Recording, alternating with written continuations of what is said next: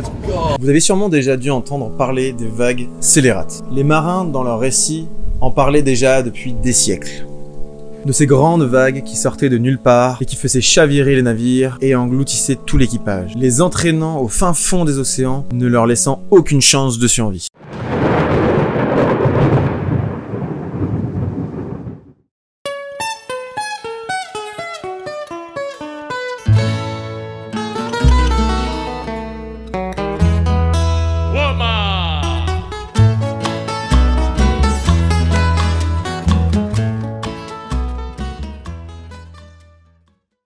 Des récits ont été récupérés sur toutes les mers du globe. Malgré le fait qu'on en parle depuis des siècles, les chercheurs ont longtemps peiné à confirmer les propos des témoignages faits par les marins. Ce n'est qu'en 1995 que lorsque une de ces vagues frappa la plateforme pétrolière nommée Draupner en mer du Nord norvégienne que l'existence de ces vagues fut avérée. Car en effet, la plateforme était dotée d'un laser pointé vers l'eau qui enregistra une vague de 26 mètres de haut au lieu d'une mer de vagues de 11 mètres normalement. Cette preuve tangible transforma le vieux mythe raconté par les vieux loups de mer en réalité. Si l'existence de ces vagues était devenue une réalité, réussir à expliquer le phénomène n'en était pas moins une tâche aisée.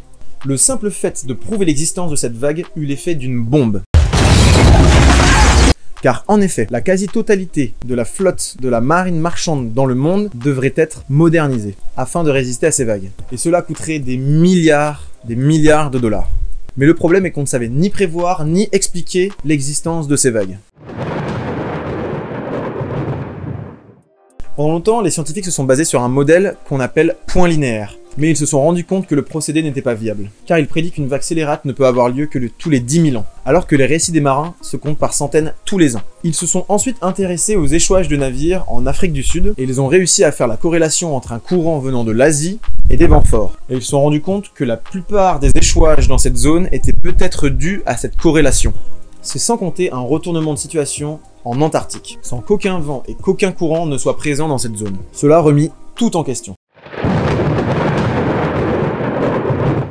Notamment grâce au bateau Caledonian Star et au Bremen, qui se sont fait taper tous les deux quasiment en même temps par une vague gigantesque. L'un des deux, le Caledonian Star, s'est fait salement secouer mais a pu rentrer à bon port, tandis que l'autre, le Bremen, a subi de lourdes conséquences à cause de cette vague. Mais par miracle, l'équipage réussit à réparer le moteur et faire route en direction du premier port. Ces deux événements ont laissé les chercheurs perplexes. Ils décidèrent de mobiliser toutes les technologies qu'ils avaient en leurs moyens afin de enfin résoudre ce mystère. C'est notamment grâce à un satellite radar qui traque et enregistre toutes les vagues scélérates n'importe où et n'importe quand dans le monde qu'ils se sont rendus compte qu'il y avait beaucoup plus fréquemment de vagues scélérates qu'on ne le pensait. Mais les mystères de comment elles se créent n'étaient toujours pas expliqués. C'est notamment grâce au monde bizarre de la physique quantique et de l'équation de Schrödinger que le problème fut enfin expliqué.